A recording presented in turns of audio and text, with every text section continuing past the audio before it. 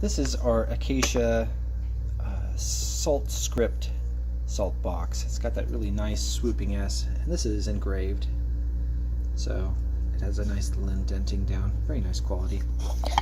And this salt box features a rounded bowl inside, as you can see. Very easy to clean. It's got a magnet right here.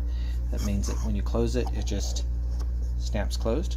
See, like that? Doesn't open, but slides open easily. There's a hinge right here that goes 360. It spins all the way around, but you can't see the hinge. We design it so that it's covered up.